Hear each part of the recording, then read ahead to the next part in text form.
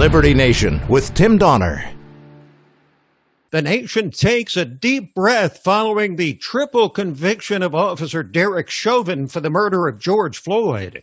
But this looks a whole lot more like a beginning than an end.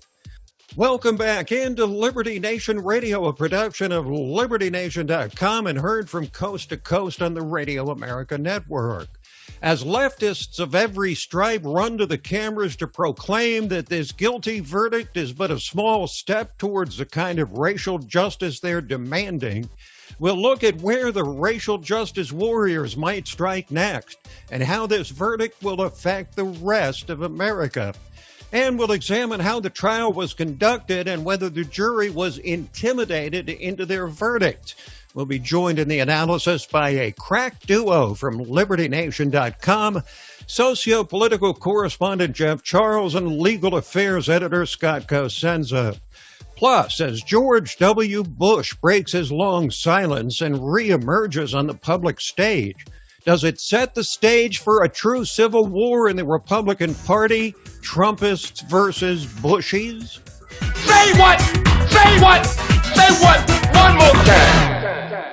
We kick things off with our signature segment, Say What?, where we roll out a virtual assembly line of wacky, astonishing, damnable, and ultimately revealing things uttered by politicians and the chattering class. With a nation bracing for impact if Officer Derek Chauvin was acquitted for the killing of George Floyd, came sweet relief for the war-torn cities haunted by the riots of last summer. We, the jury, in the above entitled matter as to count 1, unintentional second-degree murder while committing a felony, find the defendant guilty. Third-degree murder, perpetrating an eminently dangerous act, find the defendant guilty. Bail is revoked, bond is discharged, and the defendant is remanded to the custody of the Hennepin County Sheriff. So, with Officer Chauvin locked away for many years, we can examine exactly how he was convicted, though the trial itself was by most accounts conducted fairly. The inflammatory comments of grandstanding politicians placed a vice grip of pressure on the jury, including this particularly incendiary one from the infamous Congresswoman Maxine Waters. We're looking for a guilty verdict. If nothing does not happen, then we know that we've got to not only stay in the street, but we've got to fight for justice. We've got to get more confrontation. We've got to make sure that they know that we mean business. Well, Judge Peter Cahill was having none of that, admitting to Chauvin's lawyer that the statement by Maxine Waters could be very damaging. Well, I'll give you that Congresswoman Waters may have given you something on appeal that may result in this whole trial being overturned. I'm aware of the media reports. I'm aware that Congresswoman Waters was talking specifically about this trial and about the unacceptability of anything less than a murder conviction, and talk about being confrontational. This goes back to what I've been saying from the beginning. I wish elected officials would stop talking about this case, especially in a manner that is disrespectful to the rule of law and to the judicial branch and our function. I think if they want to give their opinions, they should do so in a respectful and in a manner that is consistent with their oath to the Constitution, to respect a co-equal branch of government. Their failure to do so, I think, is abhorrent. Let's hope someone in the political class is listening to the good judge. But following the verdict, the politicians could not help themselves, piling on the bandwagon and taking virtue signaling to another level, starting with a colleague of Maxine Waters, Democratic Congresswoman Lori Bush, no relation, plus the vice president and president. This verdict is a step. It's a popping of the lock. This was accountability, but it's not yet justice. A measure of justice isn't the same as equal justice. This verdict brings us a step closer, and the fact is, we still have work to do. America has a long history of systemic racism. Black Americans, and black men in particular, have been treated throughout the course of our history as less than human. The systemic racism is a stain on our nation's soul. The knee on the neck of justice for black Americans We have to listen. I can't breathe. I can't breathe. High drama from the 46th president, a stern lecture from the VP, and a call to action by the entire left. We'll discuss more about the trial and the fallout from it a bit later in the show with Jeff Charles and Scott Cosenza. Meanwhile, those looking for clues on the future plans of the 45th president, Donald Trump, may have gotten one in an interview on Fox News where Trump downplayed, when does he ever do that, the issue of Joe Biden's decline and his age, the same age as Trump will be if he runs again in 2024. He's going to be 79 years old. That is not old. I know many people in their late 80s that are just as good as they were years ago. I spoke to one who's 92 years old. He said, I feel better than I did 20 years ago. 78, 79 is not old. But he, look, I don't think it's even appropriate for me to comment on that. It sort of speaks for itself. Well, I guess there's a first time for everything, and that may be the first time I've ever heard Donald Trump refuse to comment on the troubles of a political opponent, or almost anything for that matter. Finally, there's something to be said for hearing the truth from a source the left can't dismiss, as they do everyone on the right. So as Vaccination Nation grows by more than 2 million people every day, we look back and deplore so many of the command and control mechanisms assembled by the left during the pandemic. But when leftist icon Bill Maher says it, it's an entirely different thing, especially when he becomes maybe the first liberal in the country to actually say anything nice about the rising star in the GOP, Florida Governor Ron DeSantis. Texas lifted its COVID restrictions recently, and their infection rates went down, in part because of people getting outside to let the sun and wind do their thing. But to many liberals, that can't be right, because Texas and beach-loving Florida have Republican governors. I've read that the governor of Florida reads. Apparently, the governor is also a voracious consumer of the scientific literature. And maybe that's why he protected his most vulnerable population, the elderly, way better than did the governor of New York. Well, you got to give it to Bill Maher when this longtime outspoken liberal social commentator lurches uncontrollably into the truth as he does from time to time.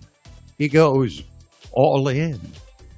Quick break, and then we're back to discuss a brewing civil war in the Republican Party, stoked this week by a former Republican president not named Trump.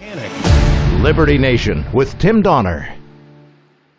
As the post-2020 Republican Party sorts through the wreckage of a failed election and surpassingly shocking aftermath, it's becoming ever more clear that the GOP is actively dividing into two increasingly distinct and irreconcilable factions.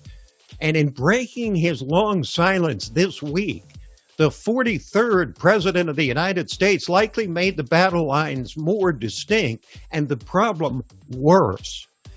It was incredible, really. The beaming co-host of NBC's signature Today Show, Hoda Kotb, welcomed Bush 43 into her little corner of the elite media world as if she was reuniting with a long-lost friend. Mr. President, it's so great to see you. It's my pleasure. We have a lot to talk about. I want to talk about the book and these wonderful people. This is the same man savaged and ridiculed and called an idiot by her industry for 8 long years. And yet the former president himself responded as if it was old home week. This after Bush's conspicuous appearance alongside his Democratic predecessor and successor, Bill Clinton and Barack Obama, in a widely circulated TV spot urging people to get vaccinated.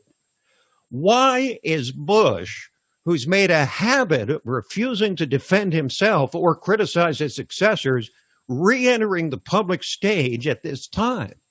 And why does the same fourth estate which assaulted this president with guns a-blazing now apparently view this former president in a whole different light?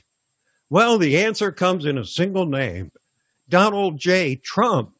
The 43rd president did not mention he who must not be named in the Bush household after the 45th president laid waste to him, his brother, and their neoconservative worldview during the 2016 presidential campaign. But it was hardly necessary.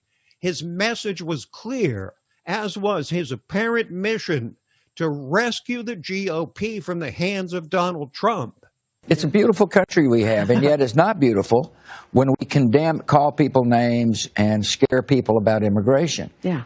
It's an easy issue to frighten some of the electorate, and I'm trying to have a different kind of voice. Well, okay, if you were to describe the Republican Party as you see it today, how would you describe it? I would describe it as isolationist, protectionist, and to a certain extent nativist. That message couldn't be more clear if he screamed Trump's name. And so with Bush 43 reemerging out of the woodwork, obviously encouraging a return of the old gang of conventional Republicans to power, the schism between Trumpists and Bushies is real and growing. The never-Trumpers, who haunted Trump throughout his unique presidency, were largely the remnant of the Bush 43 era, longing for days gone by, and another president wedded to traditional GOP politics and the neoconservative worldview established by the Bush wing of the GOP. That was, until Trump came along, most all of the Republican Party. But Trump stormed the gates of D.C., as the old saying goes, not to comfort the afflicted so much as to afflict the comfortable, including, but hardly limited to, GOP establishment operatives settled into a cushy and permanent beltway existence. Fixtures of the conservative establishment from George Will to Bill Kristol and well beyond became apoplectic that Trump first proposed and then was able to achieve exactly what they had only pontificated and dreamed about for years. And so they went after the bombastic billionaire with everything they had. And in the process, they served as useful pawns or idiots for the Democratic Party. Never-Trumpism was an internal oppositional movement against a president who had shaken Washington insiders from their pedestals by design. But what we have now is far more dangerous to the future of the conservative movement: an open battle for the heart of the GOP between two dispossessed forces, each seen as disgraced and held in contempt by the other side. And both camps are sensing the peril and opportunity of the here and now, realizing that time is slipping away to establish a firm foothold in the party hierarchy and command the debate over the coming months and years. It seemed far-fetched to envision George W. Bush out of the shadows of a presidency which ended in a rock-bottom level of approval, emerging at this time after years of silence to add fuel to a burning fire. Perhaps he's beckoning revisionist historians to take a fresh look at his presidency, which he must believe won't look so bad in their eyes after they were forced to endure Donald Trump. Or perhaps he somehow believes he can serve as a linchpin for bringing the party back to what he believes is its senses.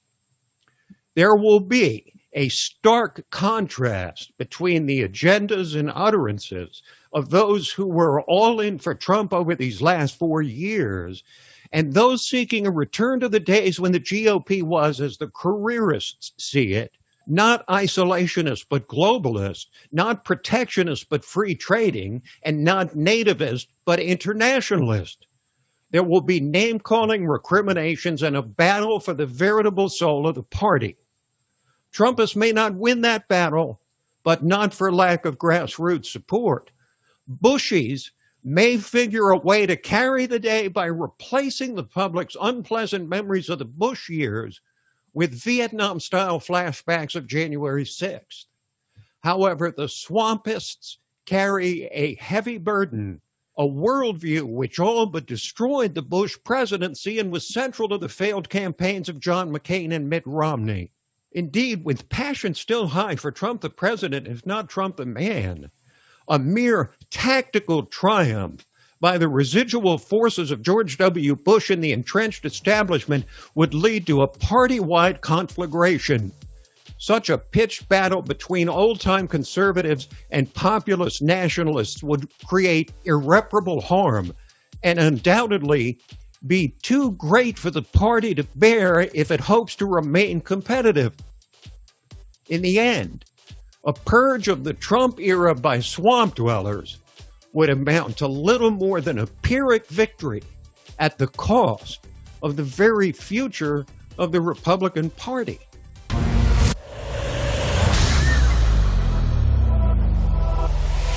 Hi, I'm Lisa K. Donner, along with Mark Angelides, Sarah Cowgill, Tim Donner, and Scott Cosenza, and this is Liberty Nation. Now let's take a look at the LibertyNation.com electoral leaderboard. It's still 238 for Joe Biden. What if stories and legends can offer us the key to unraveling the hottest political issues of the day and apply their lessons to understanding the chaos of modern politics? Impeach 45!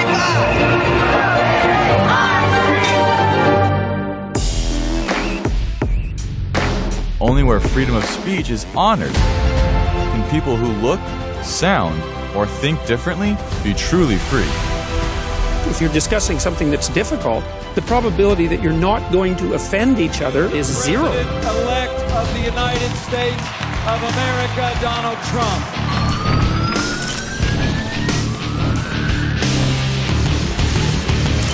Donald J. Trump is now president. With one click, Liberty Nation delivers tomorrow's news. And remember, liberty. Today. All the time and everywhere. LibertyNation.com. Liberty Nation with Tim Donner. And so the nation takes a long, deep breath with the verdict, or more precisely, a triple guilty verdict for former Minneapolis police officer Derek Chauvin, now in the books. But the larger issue of racial justice in an increasingly race-conscious nation is left in its wake. We heard the calls earlier for this to be just the beginning of an aggressive agenda on racial justice in the offing on the left. So where do we go from here in a nation teetering dangerously on the edge of politically induced racial warfare? We turn once again to Jeff Charles of LibertyNation.com, who's written a thought-provoking piece entitled, "Did So-Called Progressives Truly Want Chauvin Convicted?" Welcome back, Jeff. Yeah, thanks for having me on.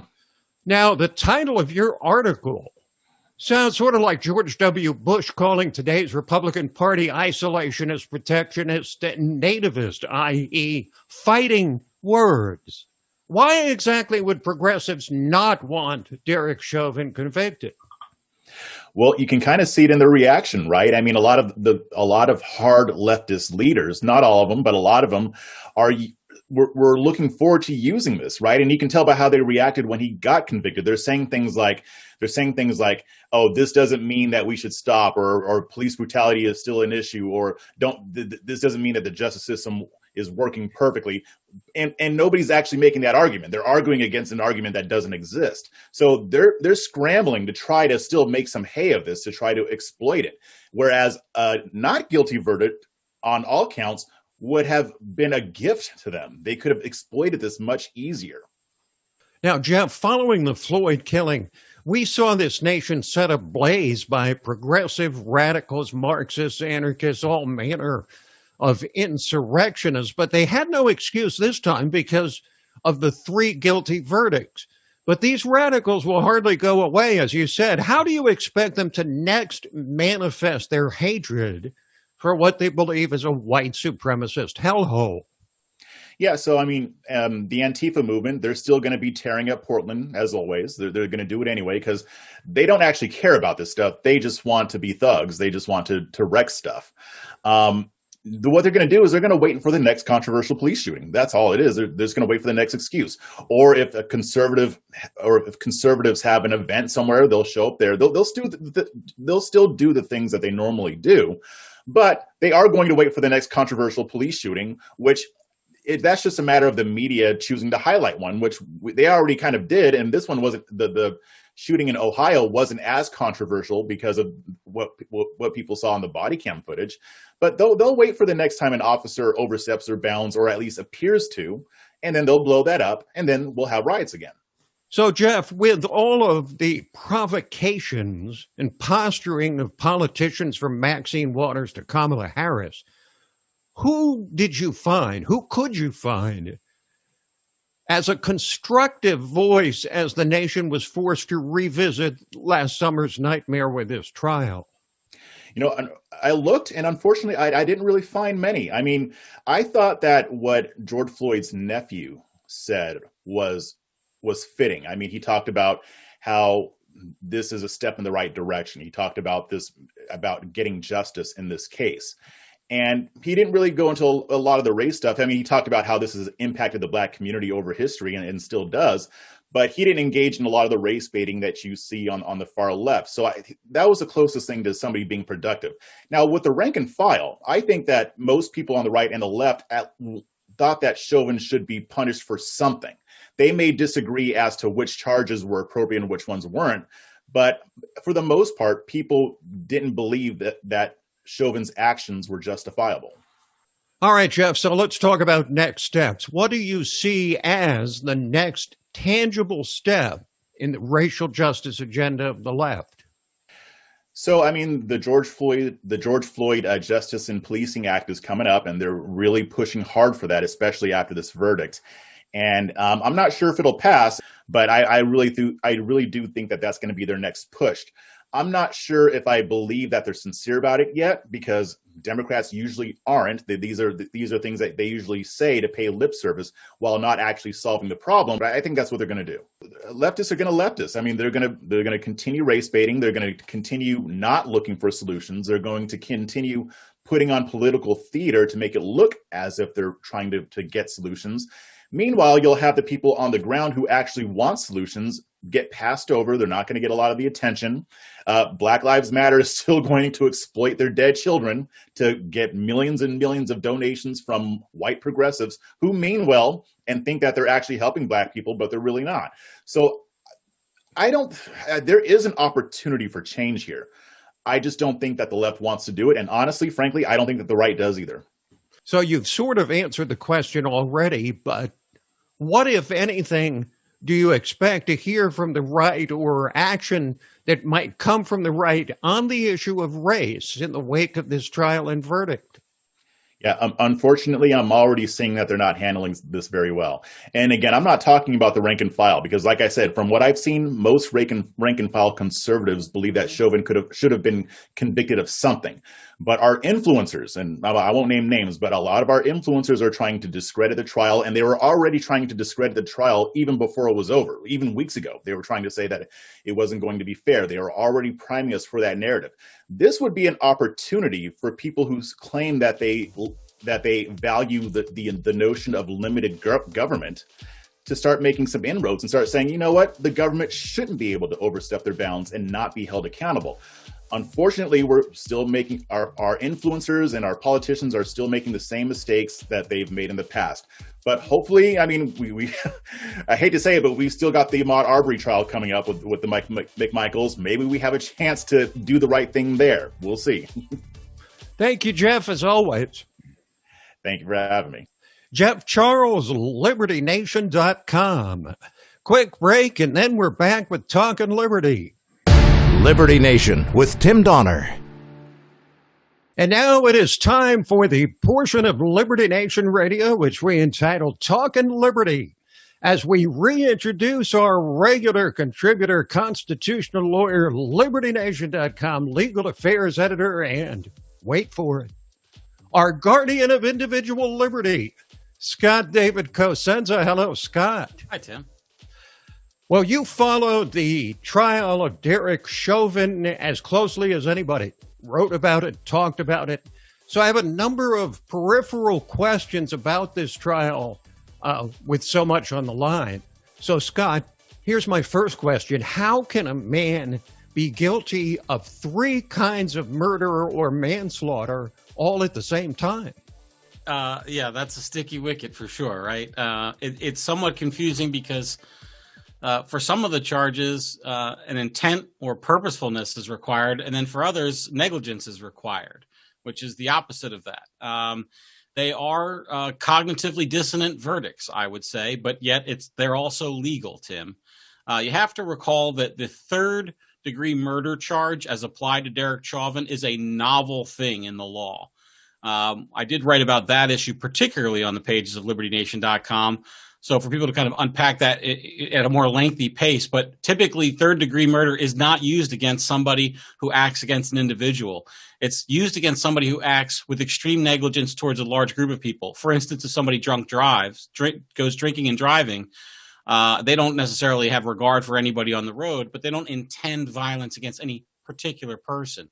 So that part is weird. And for the second degree, normally you wouldn't necessarily charge the manslaughter because it's a lesser included offense, and it would be just part of the lesser included offenses given at the time the jury was going to deliberate. But this is, you've heard, of course, the term "throw the book at him," Tim. They did throw the book at him, and that's what we have here. Now, he won't be sentenced on all those separate counts, though, just to be clear, just on the most serious of the charges per Minnesota law.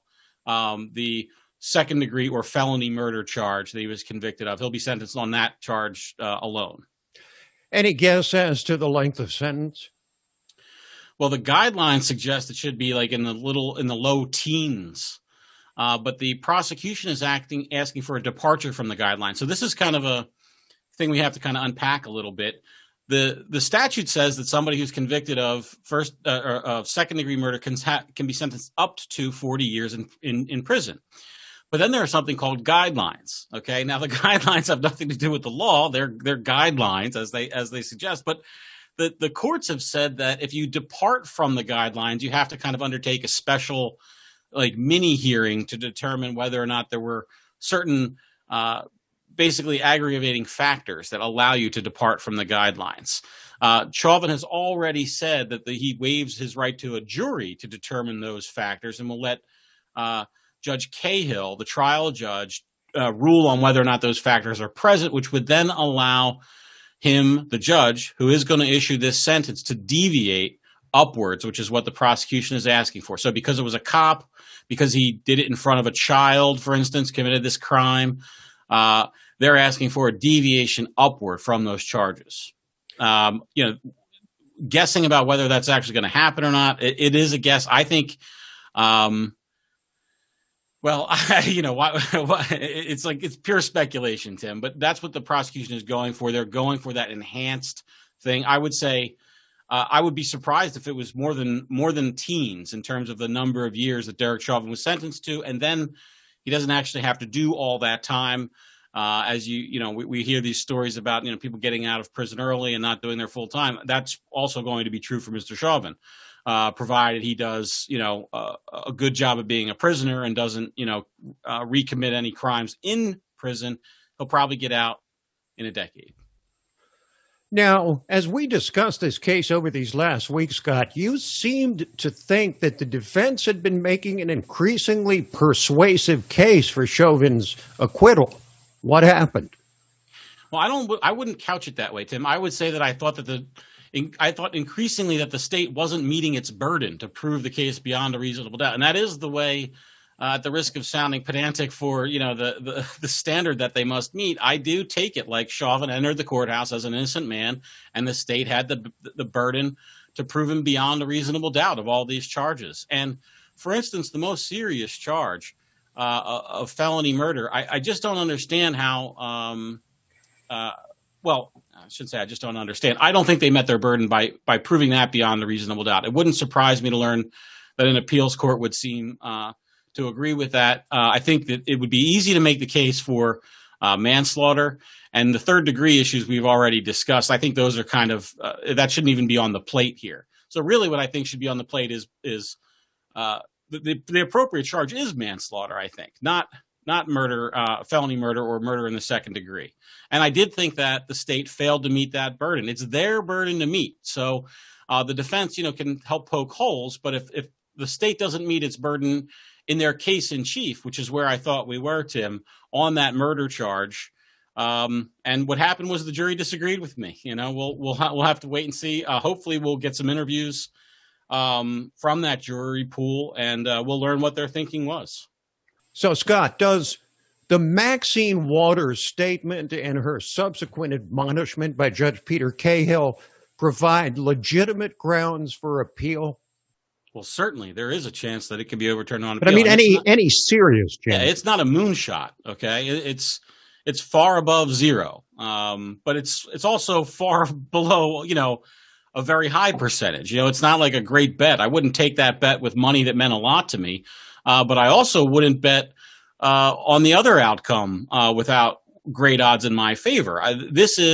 There are many issues that happen during this trial that present grounds for an appeal, and it's not an outside shot that he would get it granted. Tim, we talk about the issue of the fair trial and whether the jurors were free to give a verdict of not guilty, for instance.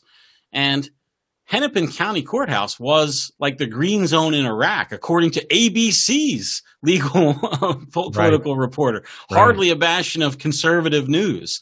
So when I read that, I thought, gee, where should juries be sequestered if not for in this case?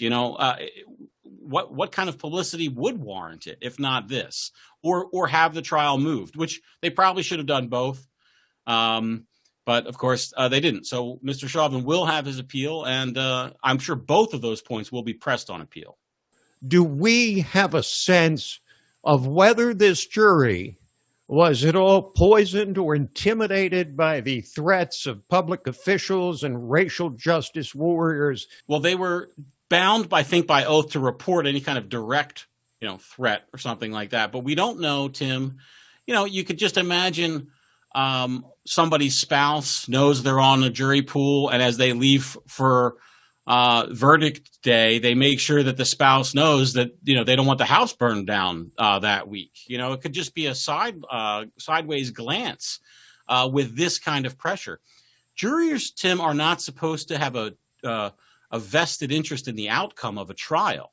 That's one of the reasons why it does make sense to move a trial like this away from that hotbed locale, because if you're worried about your house getting vandalized or worse, or if you're worried about your wife's work firing her because they find out you were a jury and voted the wrong way, then Derek Chauvin didn't get a free trial. That's why it would have made sense for Judge Cahill to move the case to some other jurisdiction.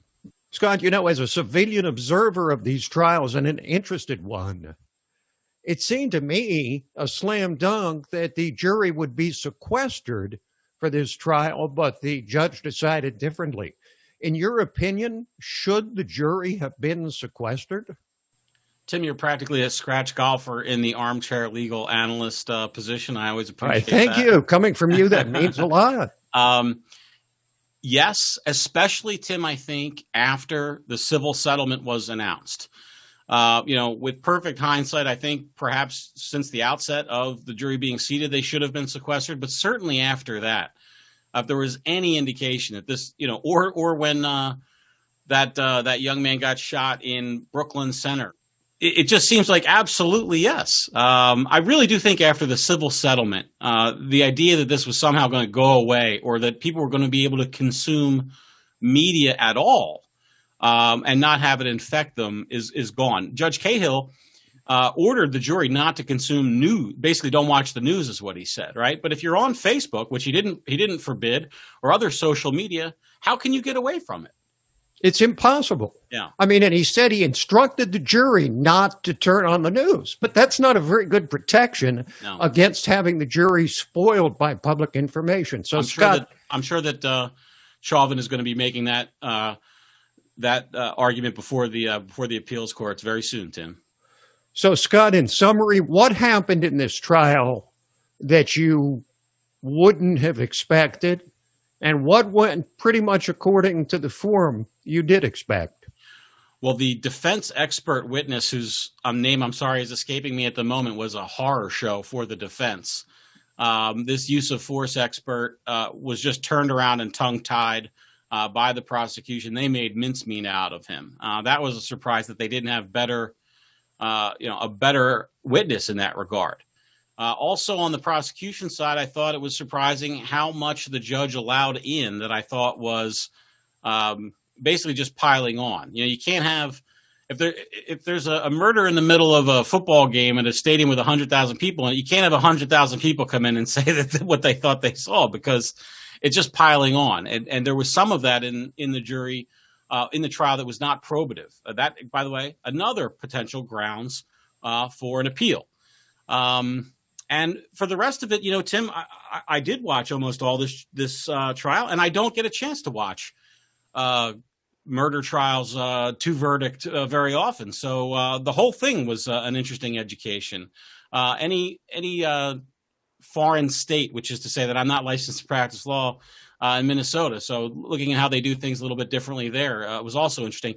Before they sent the jury to deliberate, Tim, they actually swore in the bailiff to make sure that he would not allow any information to enter the jury room that didn't come from the court. That was something new. I have not seen that. I've seen juries be charged before in other states, and I have not seen that procedure. So little things like that, you know, for the nerd legal mind, it's that's what interests me. That's what we pay you for, Scott. Yeah. Thanks for joining us. You're welcome. Scott Cosenza, Legal Affairs Editor at LibertyNation.com.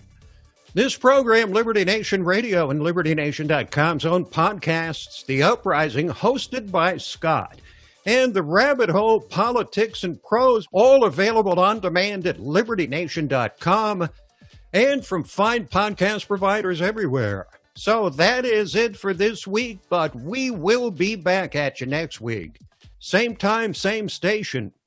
Till then, this is Tim Donner saying, stand up for liberty. And we'll see you next time on Liberty Nation Radio.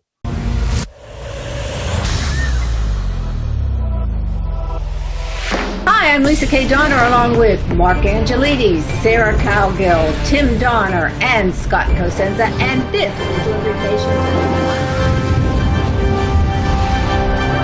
Now let's take a look at the LibertyNation.com electoral leaderboard. It's still 238 for Joe Biden.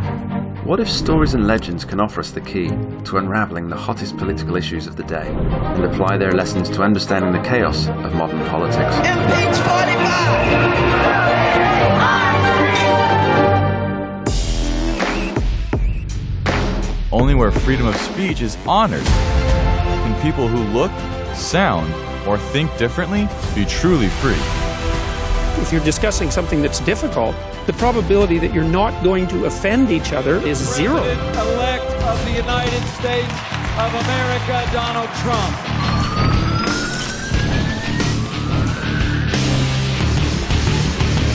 Donald J. Trump is now president. With one click, Liberty Nation delivers tomorrow's news. And remember, liberty. Today. All the time and everywhere. LibertyNation.com